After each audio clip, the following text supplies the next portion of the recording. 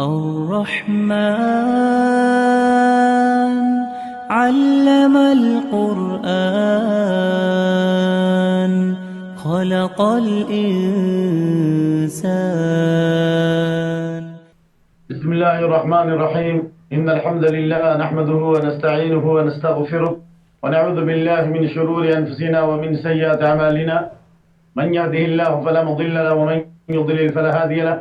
وأشهد أن لا إله إلا الله وحده لا شريك له وأشهد أن محمدا عبده ورسوله. أما بعد فإن خير الحديث كتاب الله وخير الهدي هدي محمد صلى الله عليه وسلم وشر الأمور محدثاتها وكل محدثة بدعة وكل بدعة ضلالة وكل ضلالة في النار.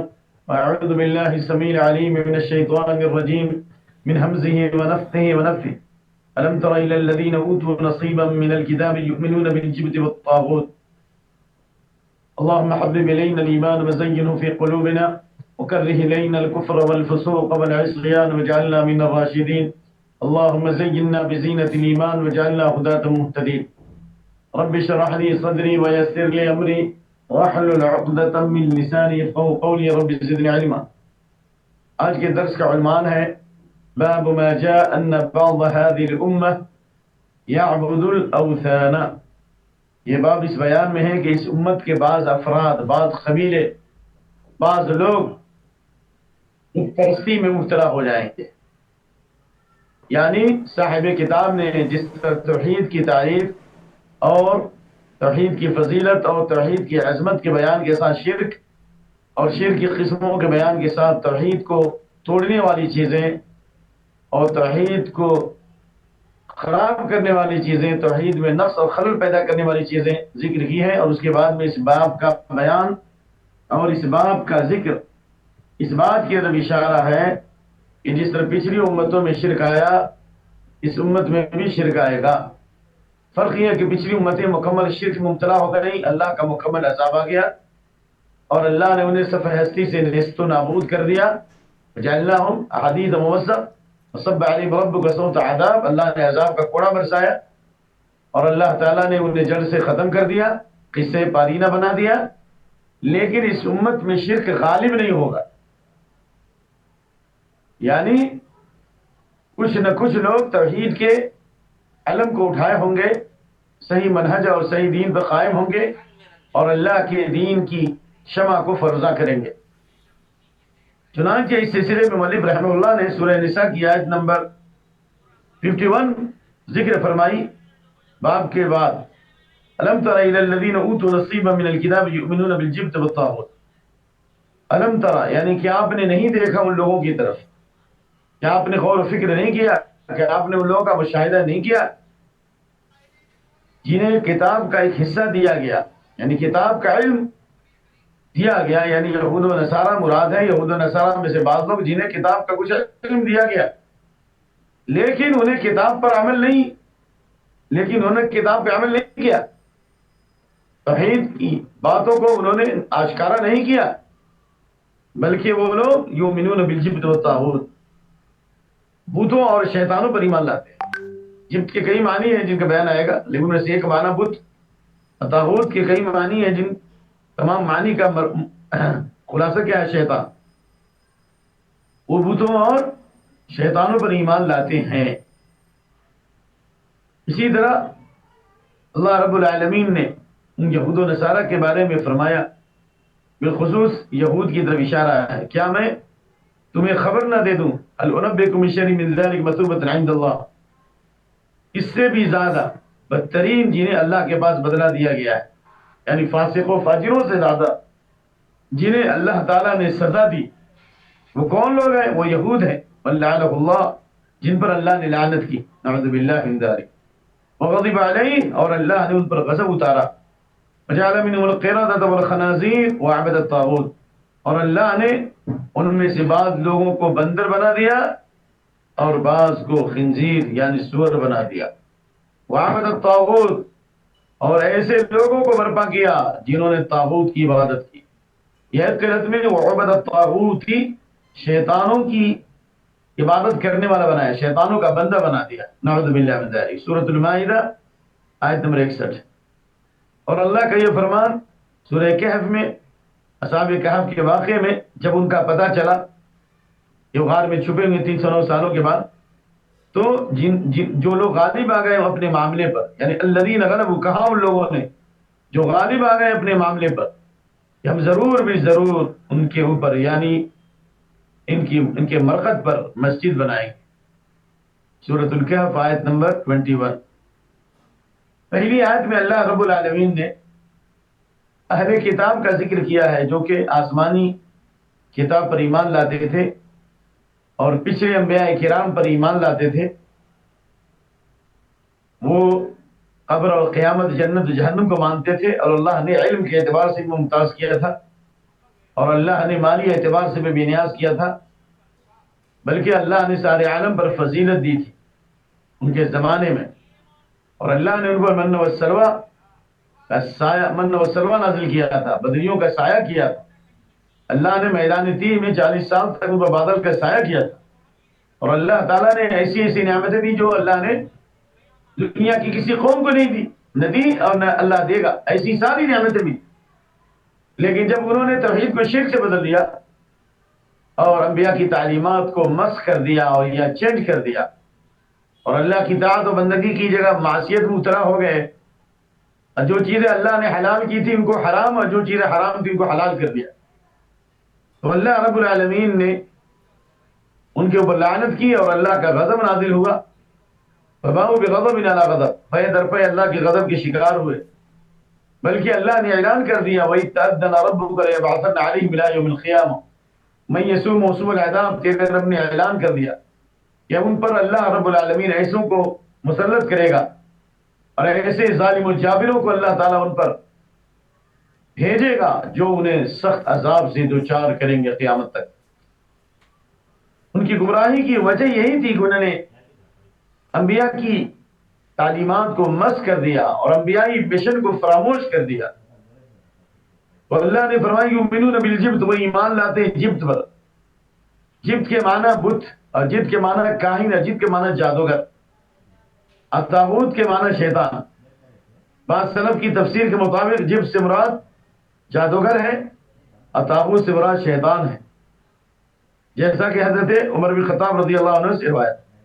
اور بعض سلف نے جبت سے مراد شیطان لیا اور طاغوت سے مراد کاہن اور جادوگر مراد لیا ہے۔ بہرحال یہ ساری باتیں داخل ہیں، یعنی اللہ کے علاوہ شیطانوں کی عبادت کرنے والے یہ وہی ہیں جو جادوگر ہیں، اور وہی ہے جس کی عبادت کی جائے اس پر راضی ہے۔ اور اللہ کے علاوہ طاغوت وہ لوگ ہیں جن کے قوانین اسلامی قوانین پہ غالب ہوں، جو اسلامی قوانین پر غیر اسلامی قانون کو نافذ کریں، یہ بھی طاغوت ہے۔ یا جس کی عبادت کی جائے اس سے راضی ہو اور جو غیب کا دعویٰ کرے، یا جو من حکم بغیر ما انزل اللہ۔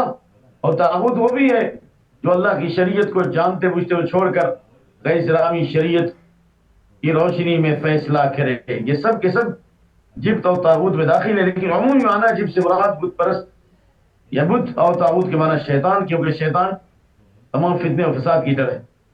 اس آیت کو بیان کرنے سے مقصود یہ ہے کہ جس طرح اہل کتاب کو اللہ نے عزت اور سرفرازی عطا فرمائی اور اللہ نے انہیں کتاب دی، لیکن انہوں نے اللہ کی تعلیمات کو بھلا دیا اور شرک اور بت پرستی مبتلا ہو گئے، اور مسجدوں کو انہوں نے بت پرستی کا اڈا بنا لیا، یعنی انبیاء کے جو مراقد تھے، انبیاء کے جو قبور تھے، انبیاء کی قبروں کو مسجد بنا لیا، اور ایک زمانے کے بعد اس کی پرستی شروع کر دی۔ یعنی اس امت میں بھی یہود و نصارہ کی مشابہت کرنے والے لوگ ہوں گے، کیونکہ عبداللہ بن عمر بن عاص کی حدیث ہے لَيَأْتِيَنَّ عَلَىٰ أُمَّتِي كَمَا أَتَىٰ عَلَىٰ بَنِي إِسْرَائِيلَ، میری امت پر وہ سارے حالات طاری ہوں گے جو بنی اسرائیل پر طاری ہوئے، حتیٰ إِن كَانَ مِنْهُمْ مَنْ أَتَىٰ أُمَّهُ عَلَانِيَةً لَكَانَ فِي أُمَّتِي مَن يَصْنَعُ ذَلِكَ۔ اگر پچھلی امتوں میں یہود و نصارہ میں کوئی ایسا آدمی ہوگا نعوذ باللہ جس نے اپنے ماں سے زنا کیا ہے، تو میری امت میں بھی ایسے لوگ ہوں گے جو ماں سے زنا کریں گے۔ اللہ کے نبی صلی اللہ علیہ وسلم نے امت کی اصلاح فرمائی، اور آپ کی شفقت اور امت پر آپ کی رحمت اور رأفت اور امت کے مستقبل کی فکر کیا آپ نے آنے والے فتنوں سے آگاہ کر دیا تاکہ ہم ان سے بچیں۔ اس کے بعد والی جو آیت ہے کہ کیا میں تمہیں خبر نہ دے دوں کہ اس سے بھی زیادہ جنہیں عذاب دیا گیا، یعنی جس طرح فاسق و فاجروں کو اللہ تعالیٰ نے ان کو گمراہ کر دیا، ان کے ہدایت سے دور کیا، اس سے بھی سخت انجام ہوا ان یہودیوں کا جنہوں نے اللہ کی شریعت کو بدل دیا اور اللہ کے قانون کو چینج کر دیا اور اللہ کے ایگریمنٹ کو توڑ دیا۔ تو اللہ نے فرمایا فَبِمَا نَقْضِهِمْ مِيثَاقَهُمْ لَعَنَّاهُمْ، ہم نے ان پر لعنت کی، وَجَعَلْنَا قُلُوبَهُمْ قَاسِيَةً، اور ان کے دل سخت کر دیے، یہاں تک کہ اللہ نے جو دین دیا تھا اس کو فراموش کر دیا، اور خیانت، بدعہدی اور غداری ان کی فطرت میں داخل ہو گئی۔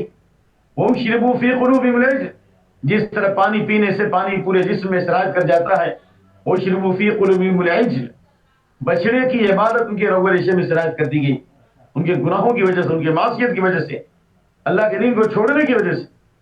اس وجہ سے اللہ نے ان پر لعنت کی اور ان پر غضب نازل کیا اور ان میں بندر اور سور بنا دیے، اور ایسے لوگ جنہوں نے طاغوت شیطان کی بندگی کی۔ اس آیت کریمہ کا اس باب کے تحت ذکر کرنا اس بات کی دلیل ہے کہ اس امت کے اندر بھی وہ لوگ ہوں گے جو بندر اور سور بنائے جائیں گے، جیسا کہ مختلف حدیث ہے، اور ایسے لوگ ہوں گے جو بت پرستی میں مبتلا ہوں گے۔ اس سلسلے میں بے شمار حدیثیں موجود ہیں۔ سيكون في آخر هذه الخسف ومسخ وقذف، قيل متى ذلك يا رسول الله؟ قال إذا كثر المعازي والقينات وشربت الخمور، یعنی اس امت کے آخری زمانے میں 3 قسم کا عذاب آئے گا۔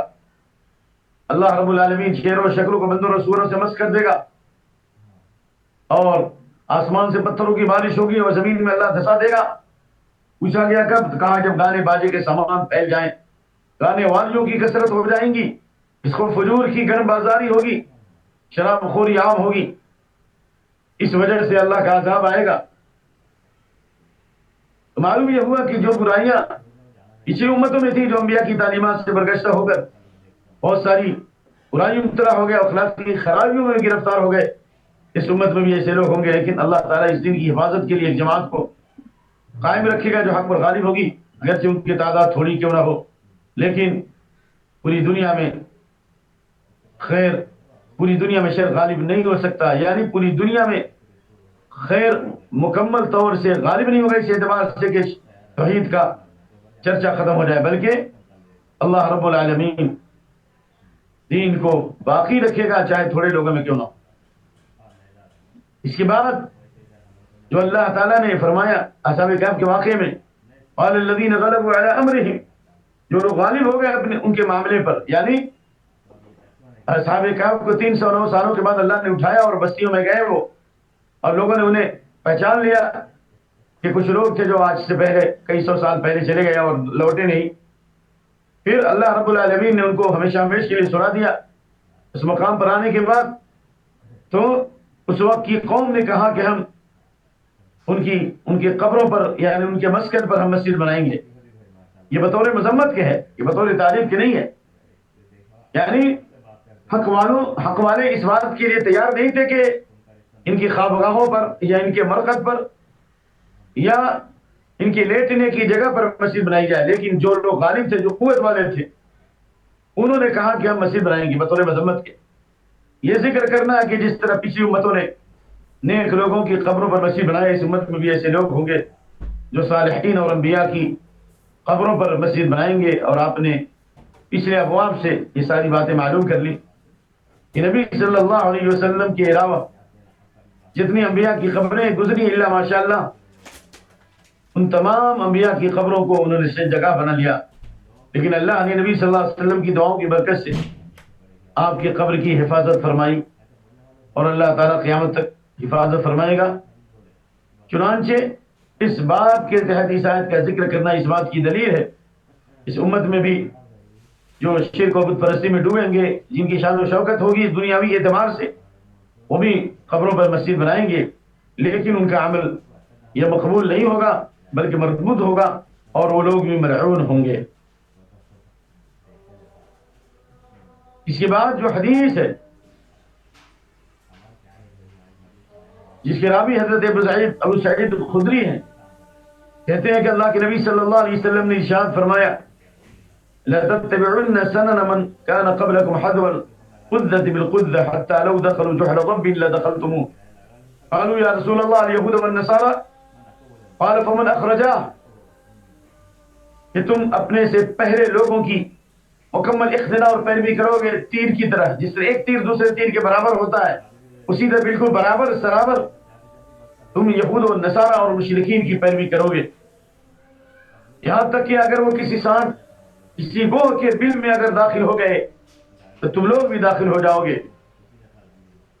صحابہ نے کہا یا رسول اللہ کیا اس سے مراد یہود و نصارہ ہیں؟ اور بعض روایت میں کہ فارس و روم، کیا فارس اور روم یعنی آگ کی پرستش کرنے والے اور روم کے لوگ یعنی اس سے مراد ایرانی ہے اور نصارہ ہے، بعض روایت میں یہود و نصارہ ہے، یعنی یہود و نصارہ کیا مشرکین مراد ہے؟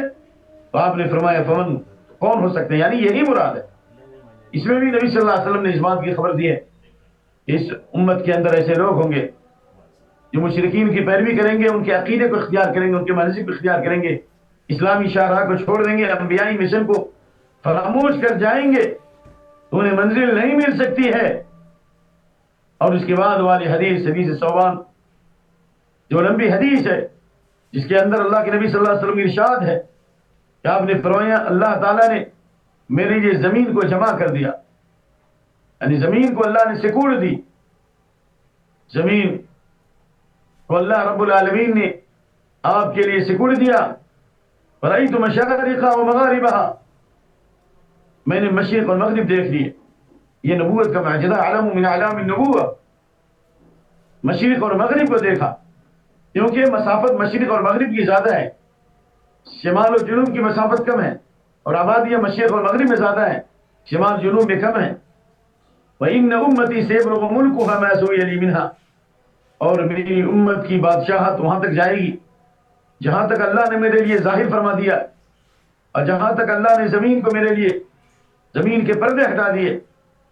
وَأَعْطَيْتُ الْكَنْزَيْنِ، اور ہمیں دو خزانے دیے گئے، الاحمر والابیض، سرخ اور سفید، یعنی قیصر و کسریٰ، یعنی یعنی ایران اور روم کی سلطنت اللہ مسلمانوں کے قدموں پہ ڈال دے گا اور اسلام کا جھنڈا والا رہے گا، اسلامی دعوت کی برکت سے، توحید کی برکت سے۔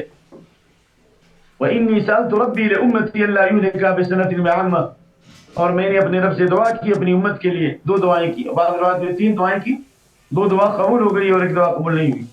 اور یہاں پر ان دعاؤں کا ذکر ہے جو 2 دعائیں نبی صلی اللہ علیہ وسلم کی اللہ نے قبولیت سے نوازا۔ میں نے اپنے رب سے دعا کی اپنی امت کے لیے، اپنے لیے نہیں، کیوں؟ اس لیے کہ حریص علیکم، آپ کی صفت یہ ہے کہ آپ امت کی ہدایت کے حریص ہے، بالمؤمنین رؤوف الرحیم، اور ایمان والوں پر بہت ہی مہربان اور ہمدل ہیں۔ آپ نے دعا فرمائی دنیا میں بھی اور قیامت کے دن بھی آپ اپنی امت کی مغفرت کی دعا کریں گے اور اللہ کے عرش کے نیچے سجدہ کریں گے۔ آپ نے پہلی دعا کی کہ اللہ میری امت کو ایک ہی مرتبہ قحط سالی سے ہلاک نہ کر، یعنی عام قحط سالی ایسی نازل نہ کر کہ پوری امت تباہ ہو جائے، جس طرح قوم نوح، قوم عاد، قوم سمود اور قوم فرعون تباہ ہو گئی، اس طرح سے ہلاک نہ کر۔ اور دوسری دعا کی کہ اللہ وَلَّا يُسَلِّطَ عَلَيْهِمْ عَدُوًّا مِّن سِوَىٰ أَنفُسِهِمْ فَيَسْتَبِيحَ بَيْضَتَهُمْ، اور ان کے اوپر ان کے علاوہ ایسے دشمنوں کو مسلط نہ کر، یعنی ایسی کافر قوم کو مسلط نہ کر، ظالم قوم کو مسلط نہ کر، فَيَسْتَبِيحَ بَيْضَتَهُمْ، جو ان کو جڑ سے صاف کر دے، جو ان کو مکمل تباہ برباد کر دے، جو ان کا خاتمہ کر دے۔ وَإِنَّ رَبِّي قَالَ يَا مُحَمَّدْ، اللہ نے فرمایا اے محمد، انی اذا قضیت قضاء فإنه لا يرد، جب میں نے کسی چیز کا فیصلہ کر لیا تو اسے کوئی چیز تبدیل نہیں کر سکتی، کیونکہ فعال لما یرید ہے، لا معقب لحکم، اللہ کے فیصلے کو کوئی چیلنج نہیں کر سکتا۔ لا تبدیل لکلمات اللہ، اللہ کے فیصلے اور اللہ کی کلمات کو کوئی بدل نہیں سکتا۔ اللہ نے فرمایا جل جلالہ وإني أعطيتك لأمتك، میں نے تیری امت کو یہ شرف بخشا ہے، یہ فضیلت ادا کی ہے، یہ مقام دیا ہے کہ اللہ اہلکم بسنۃ بعامۃ، کہ میں انہیں ایک ہی مرتبہ قحط سالی سے ہلاک نہیں کروں گا، یعنی پوری امت ایک ہی مرتبہ اللہ کے عذاب میں گرفتار نہیں ہوگی۔ واللہ وسلط علیہم عدوا من سوا انفسهم ويستبيعوا بغضهم، اور ایسی دوسری ظالم قوم کو ہم مسلط نہ کریں گے جو انہیں تباہ و برباد کر دیں، یعنی جڑ سے ختم کر دیں۔ وَلَوْ اجْتَمَعَ عَلَيْهِم مَّن بِأَقْطَارِهَا، اگرچہ پوری روئے زمین کے کنارے سے لوگ جمع ہو جائیں، ہاں یہ بات ضرور ہے، حَتَّى يَكُونَ بَعْضُهُمْ يُهْلِكُ بَعْضًا، ہاں یہ ضرور ہے کہ اگر امت کے لوگ ہی بات کو ہلاک کرنے لگے، مسلمان کو مارنے لگے، مسلمان کو قتل کرنے لگے، وَيَسْمِي بَعْضُ بَعْضًا، بات کو قید کرنے لگے، جس طرح یہود و نصارہ کے اندر بیماری آئی، وَتَسْفِكُونَ لَا تَسْفِكُونَ دِمَاءَكُمْ وَلَا تُخْرِجُونَ نَفْسَكُم مِّن دِيَارِكُمْ ثُمَّ أَقْرَرْتُمْ وَأَنتُمْ تَشْهَدُونَ۔ یہود و نصارہ میں جس طرح یہ بیماری آ گئی، ایک دوسرے کو قتل کرنے لگے، ایک دوسرے کو کافر و مرتد کہنے لگے، ایک دوسرے کو قید کرنے لگے، اگر مسلمان خود اختلاف میں مبتلا ہو جائیں گے تو پھر اللہ تعالیٰ ظالم قوم کو مسلط کرے گا، جیسا کہ اللہ کے نبی کا حدیث۔ آپ صلی اللہ علیہ وسلم نے 5 باتوں کی خبر دی، ان میں سے ایک وَلَا خَبَرَ قَوْمٌ لِلْأَحَدٍ إِلَّا سَلَّطَ عَلَيْهِمْ عَدُوًّا مِّنْ غَيْرِهِمْ۔ جب کوئی قوم اللہ کے قانون کو بدل دے گی تو اللہ رب العالمین اس پر دوسری ظالم قوم کو مسلط کرے گا، اور جو ان کے بعد املاک پہ قابض ہو جائیں گے، جو ان کی زمینوں پہ قابض ہو جائیں گے، جو ان کی جائیداد پہ قابض ہو جائیں گے، جو ان کے مال و ثروت پہ قابض ہو جائیں گے۔ وَلَا خَفَرَ قَوْمٌ عَلَىٰ أَحَدٍ إِلَّا سَلَّطَ عَدُوًّا مِّنْ غَيْرِهِمْ وَيَأْخُذُوا بَعْضَ مَا فِي أَيْدِيهِمْ۔ ابن ماجہ کی حدیث ہے، اور دوسری روایت جو خباب بن عرد کی ہے کہ پہلی دعا اللہ کے نبی نے کی جیسا کہ اس حدیث میں ہے، دوسری دعا جو کی جیسا کہ اس حدیث میں، تیسری دعا اللہ کے نبی نے کی لمبی نماز پڑھ کر، اللہ کی ذیق بعض و بعضا، اللہ میری امت کو اختلاف سے دور رکھے، بعض کو سخت عذاب سے دوچار نہ کرے۔ اللہ نے یہ دعا قبول نہیں فرمائی۔ اب بعض روایت میں ایک آپ نے دعا کی کہ اللہ میری امت کو ایک ہی مرتبہ غرق نہ کر، یعنی ایسی تباہی بربادی نہ ہو کہ ایک ہی مرتبہ پانی کے عذاب میں ڈبو دیے جائے، یہ خاصانی سے تباہ ہو جائے، یا کوئی آسمانی آفت ہے پوری امت تباہ ہو جائے، جس طرح پچھلی امت تباہ ہو گئی۔ وہ اللہ تعالیٰ نے یہ دعا قبول فرما لی، کیوں؟ اس لیے کہ اللہ نے آپ کو رحمت للعالمین بنایا، سارے عالم کے لیے رحمت بنایا۔ پھر اسی حدیث کا ٹکڑا ہے،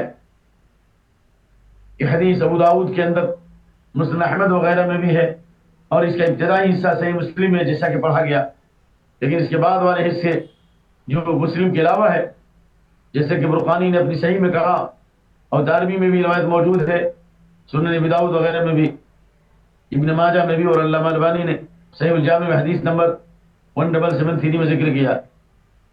کیا حدیث؟ وَإِنَّمَا خَافُ عَلَىٰ أُمَّتِي الْأَئِمَّةَ الْمُضِلِّينَ، میں اپنی امت پر ڈرتا ہوں گمراہ کرنے والے پیشوا اور لیڈروں سے۔ الائمہ امام کی جمع ہے۔ بعض روایت میں ان اخوف ما خاف علی امتی، دارمی کی روایت، یہ سب سے زیادہ ڈر خوف ہے مجھے اپنی امت پر گمراہ کرنے والے لیڈروں سے، پیشواؤں سے، جو سیاسی لیڈر ہوں یا دینی لیڈر ہوں، جو وہ خود گمراہ ہوں گے امت گمراہ ہو جائے گی اور اسلام کی بنیادیں گرنے لگیں گی، جیسا کہ حضرت عمر رضی اللہ عنہ کا قول ہے۔ فرماتے ہیں زیاد بن حدیر سے، تعلم ما یہدم الاسلام، تم جانتے ہو کہ اسلام کو منہدم کرنے والی چیز اور اسلام کی عمارت کو ڈائنامیٹ کرنے والی چیز کیا ہے؟ کہا نہیں معلوم، تو کہا جدال المنافق بالقرآن وحکم الائمة المضلین، ذلت عالم، نمبر ایک عالم جب لفظش کرے گا تو پوری دنیا میں گمراہی پھیلے گی اور اسلام کی بنیادیں گرنے لگیں گی۔ اور جدال المنافق بالقرآن، اور منافق آدمی قرآن کے بارے میں بحث کرے گا جس کو علم نہیں، جو دل کا مریض ہے، شرک کا مریض ہے، وہ جب جھگڑا کرے گا تو اسلام کی بنیادیں گریں گی، امت کے لوگ گمراہ ہوں گے۔ وحکم الائمة المضلین، اور گمراہ کرنے والے ائمہ اور پیشوا اور لیڈران جب فیصلہ کرنے لگیں گے تو امت کی حالت بد سے بدتر ہوگی اور اسلام کی بنیادیں گرنے لگیں گی۔ بلکہ آپ صلی اللہ علیہ وسلم کی حدیث ہے کہ سیکون فی امتی، میری امت کے اندر، یوشک ان یکون اسد الدنیا لکع بن لکع، میری امت میں کمینہ کا بیٹا کمینہ سب سے بڑا خوش نصیب ہوگا، یعنی مال و جاہ کا، منصب کا مالک ہوگا۔ اور یہ حدیث میں عمرو بن عاص سے، ان من اشراط الساعة ان ترفع الاشرار، بدترین لوگوں کو اٹھایا جائے گا، عہدے منصب دیے جائیں گے، وتوضع الاخیار، نیک اور اچھے لوگوں کو، باصلاحیت لوگوں کو بس کیا جائے گا، وتقرأ المثنات، اور ایسے وقت میں بار بار کتابیں پڑھی جائیں گی. پوچھا گیا مصنفات کیا ہے؟ کہا کتب غیر کتاب اللہ کی کتاب کو چھوڑ کر دوسری کتابیں پڑھی جائیں گی. دینی کتابیں ہوں، دین کے نام پر ہو یا سیاست کے نام پر ہو، قرآن و سنت سے الگ ہو کر دنیا کی کتابیں پڑھیں گے یا دین کے نام پر ایسی کتابیں پڑھیں گے جس کے بارے میں لوگ شمع کریں گے قرآن ہے، حالانکہ قرآن نہیں ہے. تو یہ باتیں نبی صلی اللہ علیہ وسلم نے بتائی ہیں. یہ گمراہ کرنے والے علماء اور پیشوا ہوں گے جو ینطقون بالحکمت علی منابر، جو منبر و محراب پر حکمت کی باتیں کریں گے، لیکن فَإِذَا نَزَلُوا اُخْتِلَتْ قُلُوبُهُمْ، جب منبر سے باہر نیچے آئیں گے تو ان کا دل بصیرت سے محروم ہوگا اور وہ علم و حکمت کی باتیں ختم ہو جائیں گی اور ان کے دل مردار سے زیادہ بدبودار ہوں گے. وَقُلُوبُهُمْ أَنْتَنُ مِنَ الْجِيفِ، مردار سے زیادہ بدبودار ہوں گے. امت میں بڑے بڑے فتنے برپا ہوں گے ان کے ذریعے سے، غلط فتوے دیں گے، غلط لوگوں کو گائیڈ کریں گے. ان میں کثیر تعداد منافقین کی ہوگی، اس لیے کہ زبان کے اعتبار سے وہ نیچے ہوں گے. اس لیے آپ نے فرمایا ان اخفى ما خاف على امتي كل منافق عليم اللسان، سب سے زیادہ خوف ہے میری امت پر ہر اس منافق سے جو زبان و بیان کا ماہر ہوگا. زبان بڑی میٹھی ہوگی، شیریں ہوگی، الفاظ اور جملے کا زیر و بم ہوگا اور اپنی باتوں کو منوانے کے لیے مختلف قسم کی مثالیں دیں گے. ان اللہ لا يبغض البلیغ من الرجال يتخلل بلسانها كما تتخلل البقر، جس طرح گائے جگانی کرتی ہے اسی طریقے سے جملے اور الفاظ نکالیں گے، کھینچ کھینچ کے بولیں گے، لوگوں پر رعب طاری کریں گے. یہ ساری بیماریاں جو نبی صلی اللہ علیہ وسلم نے بتائی ہم دیکھ رہے ہیں کہ قرآن و سنت کی تعلیمات کو عام کرنے والے لوگ ذلیل و خوار کیے جا رہے ہیں اور زبانی جمع خرچ کرنے والے لوگوں کو عہدہ و منصب دیا جا رہا ہے جو مگرمچھ کے آنسو بہاتے ہیں. دل ملے نہ ملے ہاتھ ملاتے رہیے، جو بظاہر کہتے ہیں انما نحن مصلحون، ہم تو اصلاح کا کام کرتے ہیں، لیکن الا انهم المفسدون، لیکن ایک نمبر کے وہ فسادی ہیں اور دشمنان کے کیمپ میں جا کر مسلمانوں کے خلاف پلاننگ کرتے اسلام کے خلاف اور ان کو راستے دیتے ہیں. اور ہر زمانے میں دیکھیں آخر انہی لوگوں کی وجہ سے خیر القرون کے بعد مسلمانوں پر مصیبتیں آئی، مسلمانوں کی حکومتیں ختم ہوئی اور اللہ تعالیٰ نے ان پر ظالم قوموں کو مسلط کیا. کبھی تاتاریوں کو، کبھی اللہ نے ہلاکو خاں کو مسلط کیا اور کبھی اللہ نے مشرکین و کفار کو مسلط کیا. کبھی اللہ تعالیٰ نے بندر اور سور کی اولادوں کو اللہ نے مسلط کر دیا جب اللہ کے قانون کو چھوڑنے والے علماء اور پیشوا آ گئے. ما لم تحكم ائمتهم بما في كتاب الله ولا عطلوا كتاب الله ولا سنة نبي الا جعل الله بينهم سعيد ترغيب. جب قوم کے علماء اور پیشوا اللہ کی کتاب اور نبی کی سنت کو فراموش کر دیں گے، اقتدار کے مالک ہوں گے، غلط گائیڈ کریں گے، سب کچھ پیش کریں گے ان کے پاس لوگوں کے ساتھ، لیکن قرآن حدیث نہیں پیش کریں گے تو اللہ ان میں اختلاف ڈال دے گا، اللہ ان کی ہوا اکھاڑ دے گا، اللہ ان کے دلوں میں دشمنوں کا خوف و رعب طاری کر دے گا. مثل جھاگ کے ہو جائیں گے، جس طرح جھاگ پانی میں اٹھ جاتا ویسے ہی، ولکنکم غثاء کغثاء السیل، جس طرح جھاگ پانی پہ اٹھتا اسی طرح ہو جائیں گے، ان کا کوئی اثر نہیں ہوگا اور پوری دنیا کی قوم ان پر ٹوٹ پڑیں گی جس طرح مرے ہوئے جانور پر چیل اور کوے اور دوسرے جانور ٹوٹ پڑتے ہیں، جیسا کہ حدیث صوبانی میں موجود ہے.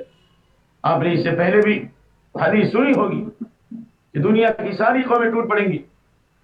ان تتداعى علیکم کما تتداعى الکلۃ الی قصعتها، جس طریقے سے بھوکے پیالے کی طرف ٹوٹ پڑتے ہیں.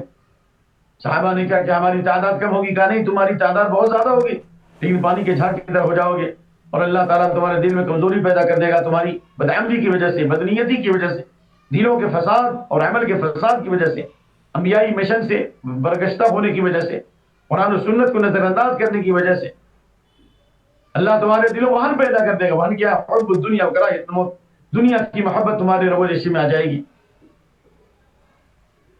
اقتربت الساعة ولا يزداد الناس من الدنيا الا قربا ولا يزدادون من الله الا بعدا. جیسے جیسے دنیا قیامت سے قریب ہوگی لوگ دنیا سے قریب ہوتے جائیں گے، دنیا کی چیزوں سے قریب ہوتے جائیں گے. مقصود زندگی مال ہوگا اور جب دنیا سے قریب ہوں گے فإذا عظمت أمتي الدنيا نزعت من هيبة الإسلام، اسلام کی ہیبت ختم ہو جائے گی اور اللہ سے دور ہو جائیں گے، اللہ کی نگاہ سے گر جائیں گے. پھر آپ نے فرمایا وَإِذَا وَقَعَ السَّيْفُ وَإِذَا وَقَعَ عَلَيْهِمُ السَّيْفُ لَمْ يُرْفَعْ إِلَىٰ يَوْمِ الْقِيَامَةِ، جب ان کے اوپر تلوار واقع ہو جائے گی یعنی جب امت میں تلوار نیام سے باہر آ جائے گی تو قیامت تک وہ تلوار نیام میں نہیں جائے گی. یعنی اس میں اشارہ ہے یہ ایک مظلوم خلیفے کا قتل ہوگا، ناحق قتل ہوگا، جس کی سزا امت کو ملے گی قیامت تک. جس طرح حضرت عثمان رضی اللہ عنہ کی شہادت سے یہ فتنے جنگ و جدال پیدا ہوا، جنگ و جدال کا فتنہ پیدا ہوا، یہاں تک کہ صحابہ میں اختلاف پیدا ہوا. دشمنوں کی سازشوں کے نتیجے میں دو طبقہ ہو گیا، کچھ لوگ خوارج میں چلے گئے، کچھ لوگ شیعہ ہو گئے، اور عبداللہ بن سلمہ کی ناپاک اولاد نے امت میں اختلاف پیدا کیا، جس کے نتیجے میں جنگ جمل اور جنگ صفین پیدا ہوا. یعنی حضرت عثمان رضی اللہ عنہ کی شہادت کا واقعہ رونما ہوا انہی لوگوں کی سازشوں کی وجہ سے. اور اس کے بعد اللہ رب العالمین نے امت کو سزا دی کہ قیامت تک قتل و خون ریزی ہوتی رہی. اور حضرت عثمان رضی اللہ عنہ کی شہادت کی سزا یہ ملی کہ مسلمانوں کے ہاتھوں سے مسلمان مارے گئے. شیخ صفی الرحمان مبارک پوری رحمۃ اللہ کی تحقیق کے مطابق جنگ جمل جنگ صفین میں 70 سے 75,000 مسلمانوں کے ہاتھوں مارے گئے. کیوں؟ اس لیے کہ اللہ رب العالمین نے کہا تھا یا ایھا الذین آمنوا ان جاءکم فاسق بنبأ فتبینوا، کوئی بھی فاسق سنسنی خیز خبر لائے اس کی تحقیق کرو. دشمنوں نے دونوں کیمپ میں تیر برسائے اور غلط لیٹر پھیلا دیے، ایک دوسرے کو بدزن کر دیا، یہاں تک حضرت عثمان کی شہادت کے لیے مدینے کے اوپر بلوائیوں نے حلہ بول دیا اور 40 دنوں تک ان کا بائیکاٹ کیا گیا اور انہیں مظلومانہ قرآن پڑھتے ہوئے شہید کر دیا گیا. یہ بہت بڑا فتنہ ہے. بلکہ اس سلسلے میں علامہ البانی اور دیگر ائمہ نے یہ حدیث صحیح سند کے ساتھ پیش کی ہے. ثلاث من نجا منہن فقط نجا، 3 فتنے بڑے فتنے ہوں گے، جو ان سے بچ گیا وہ تمام فتنوں سے بچ جائے گا. ان میں سے ایک موت تھی، میری موت کے بعد فتنہ ہوگا. وہ صحابہ کی آزمائش ہوگی کہ مانعین زکات پیدا ہو گئے، مرتدین پیدا ہو گئے، مسلمہ کذاب کا فتنہ ہوگا. لیکن ابو بکر صدیق رضی اللہ عنہ کے ذریعے اللہ نے ان تمام فتنوں سے امت کو نجات دی.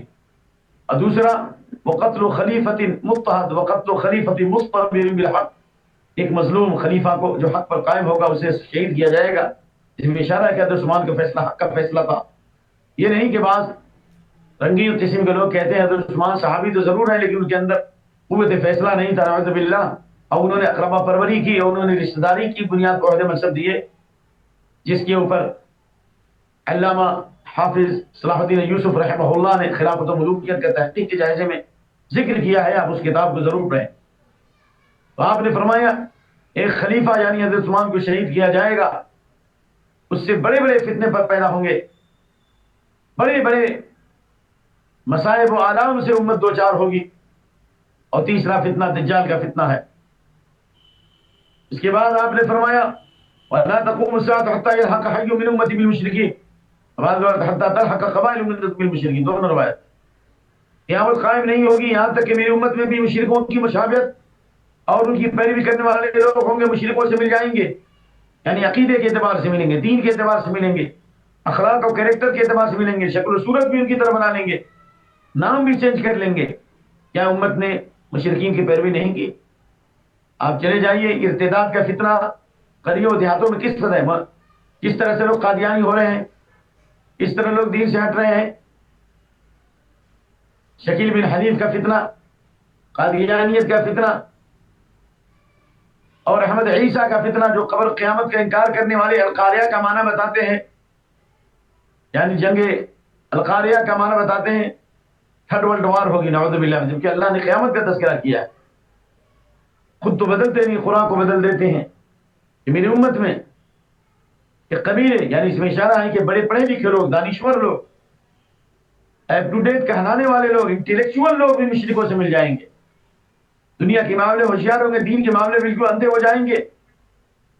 آج دیکھیے کالجوں کا حال، یونیورسٹیوں کا حال اور اسکولوں کا حال کہ آج وہاں کا نظام کیسا ہے. بے پردگی، برائی اور ریانیت، مرد و زن کا اختلاط، ناچ گانے ڈانس سب ہو رہے ہیں. الا ماشاء اللہ تھوڑے لوگ ہیں جو جزوی طور پر کچھ بہتر ہیں، اللہ انہیں مزید ہدایت عطا فرمائے. میری امت میں لوگ ہوں گے مشرکین سے مل جائیں گے. یا بعض قبائل مشرکوں سے مل جائیں گے، یعنی مرتد ہو جائیں گے لوگ، دین سے مرتد، یا نہیں تو ان کے عقیدے اور منہج کو اپنا لیں گے یا ان کی لباس کو اپنا لیں گے۔ آج دیکھیے مردوں کو دیکھیے تو عورتیں معلوم ہوتی ہیں، عورتوں کو دیکھیے تو مرد معلوم ہوتے ہیں۔ جانوروں کی کلوننگ کے ساتھ انسانوں کی کلوننگ کی جا رہی ہے۔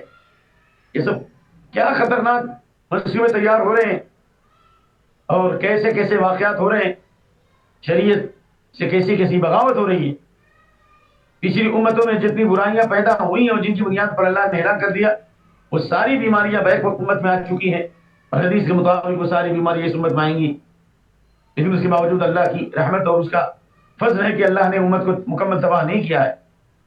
اللہ تعالیٰ فرماتے ہیں وَمَا نُرْسِلُ بِالْآيَاتِ إِلَّا تَخْوِيفًا، وقتاً فوقتاً اللہ کا عذاب آتا ہے، تھپیڑے آتے ہیں، دشمنوں کا تسلط آتا ہے تاکہ ہمارے اندر ڈر پیدا ہو، ہم اپنے حالات کو بدلیں۔ حَتَّى تَعْبُدَ فِيهِمْ مِنْ أُمَّتِي الْأَوْثَانَ، میری امت میں لوگ ہوں گے جو بتوں کی عبادت کریں گے۔ اللہ اکبر، جیسا کہ حدیث آپ نے اس سے پہلے بھی سنی ہوگی بخاری کی، لا تقوم الساعة حتى تضطرب آليات نساء دوس على ذي الخلصة، یمن کے اندر ذی الخلصہ بت تھا جس کی پرستش کی جاتی تھی، قیامت قائم نہیں ہوگی یہاں تک کہ دوی دوس قبیلے کی عورتوں کے سرین ذی الخلصہ بت کے اوپر حرکت کریں گے، یعنی اس کا طواف کریں گے۔ اور شیخ الدعوہ، شیخ امام الدعوہ محمد بن عبد الوہاب سے پہلے یہ ساری برائیاں تھیں، قبر پرستی، شرک اور بت پرستی عام تھی، شیخ الحجر کی عبادت ہو رہی تھی، زید بن خطاب صحابی کی قبر کی پرستش ہو رہی تھی، درختوں سے اولاد باندھا جا رہا تھا، مکہ مدینہ میں ساری قبریں پختہ تھی، بڑے بڑے شرک اور بدعات کے امام مکہ مدینے میں غالب تھے۔ لیکن اللہ نے ایک مجدد کو پیدا کیا، امام الدعوہ، جن کی کتاب پڑھ اللہ ان کی قبر کو نور سے منور کرے۔ ان کی دعوت اور محمد بن سعود کی سیاسی اور فوجی طاقت کے ذریعے اللہ تعالیٰ نے جزیرہ عرب کو کفر شرک سے پاک کیا، اور خوشحالی اور فارغ البالی کے وہ حسین مظاہر اور وہ خوبصورت مناظر آئے جو خیر القرون کے بعد کبھی نہ دیکھے گئے۔ اللہ اکبر، اللہ اس حکومت کو ہدایت دے اور ان کی خرابی کو دور فرمائے، عدل و انصاف کی توفیق دے، اور جو برائیاں آ رہی ہیں اللہ انہیں دور فرمائے، اور ایسے حکمرانوں کو لائے جو عدل و انصاف قائم کرے اور اللہ کی توحید کو غالب کرنے کی فکر کریں۔ بعض روایات میں یہ موجود ہے لا تقوم الساعة حتى تعبد اللات والعزى، قیامت قائم نہیں ہوگی یہاں تک لات و عزى کی عبادت ہوگی۔ حضرت عائشہ نے کہا یا رسول اللہ، کیا اللہ نے نہیں فرمایا هو الذي ارسل رسوله بالهدى ودين الحق، وہی ذات ہے جس نے اپنے رسول کو دین حق کے ساتھ بھیجا تاکہ اس دین کو تمام ادیان پر غالب کر دے۔ دین حق کے ہدایت اور دین حق کے ساتھ علم نافع اور عمل صالح کے ساتھ بھیجا تاکہ تمام ادیان پہ غالب کر دے۔ تو آپ نے فرمایا اللہ دین کو غالب کرے گا، لیکن پھر اس کے بعد خرابی پیدا ہوگی، اور اللہ رب العالمین ایک ٹھنڈی ہوا چلائے گا جس کے دل میں بھی ٹھنڈی اور اچھی ہوا چلائے گا، ریحان طیبہ، جس کے دل میں بھی رائی کے دانے کے برابر ایمان ہوگا، اللہ اس کی روح قبض کر لے گا۔ اس کے بعد مکمل بت پرستی آئے گی، شرک آئے گا، بے حیائی آئے گی، اور روڈوں اور سڑکوں پر لوگ زنا کریں گے اور انہیں کوئی روکنے والا نہیں ہوگا۔ نعوذ باللہ من ذلک۔ آپ صلی اللہ علیہ وسلم نے فرمایا میری امت میں 30 جھوٹے دعوے دار مدعیان نبوت پیدا ہوں گے، جس طرح مسیلمہ کذاب، اسود عنسی، طلحہ اسدی اور سجا وغیرہ اور دوسرے مدعیان نبوت آئے، مختار بن ابی عبیدہ ثقفی وغیرہ، اور ہندوستان میں مرزا غلام احمد قادیانی، اور آج بھی بڑے بڑے لوگ کبھی اپنے آپ کو مہدی ہونے کا دعویٰ کرتے ہیں، کبھی نبی ہونے کا۔ یہ سب کے سب اس حدیث کی روشنی میں وہ کذاب ہوں گے، بلکہ بعض میں سیاتی بھی آخر الزمان الدجالون کذابون، دجال اور کذاب آئیں گے، اور 30 کذابون، دجال اور کذاب 30 ہوں گے، بعد میں 27، 12 30 کے قریب ہوں گے، اور یہ سب کے سب گمان کریں گے وہ نبی ہیں۔ آپ نے فرمایا میں خاتم النبیون، میں نبیوں کا خاتم ہوں، میرے بعد کوئی نبی نہیں، تم آخری امت ہو اور میں آخری نبی ہوں، یہ بھی روایت ہے، انتم آخر الامم وانا آخر الانبیاء۔ لیکن آپ نے فرمایا ولا تزال طائفة من میری امت، ایک جماعت یعنی تھوڑی جماعت دنیا کے مختلف گوشوں میں، بالخصوص ان کی بڑی تعداد شام میں ہوگی، فلسطین میں ہوگی، بیت المقدس کے ارد گرد ہوگی، جیسا کہ اس سلسلے میں بے شمار حدیثیں موجود ہیں۔ میری امت میں ایک جماعت حق پر قائم ہوگی، ان کی مدد کی جائے گی، اللہ تعالیٰ توحید کے ذریعے مدد کرے گا، ایمان کے ذریعے مدد کرے گا، اللہ تعالیٰ وسائل کے ذریعے ان کی مدد کرے گا، اور اللہ تعالیٰ دشمنوں کے شر و فتنے سے بچائے گا۔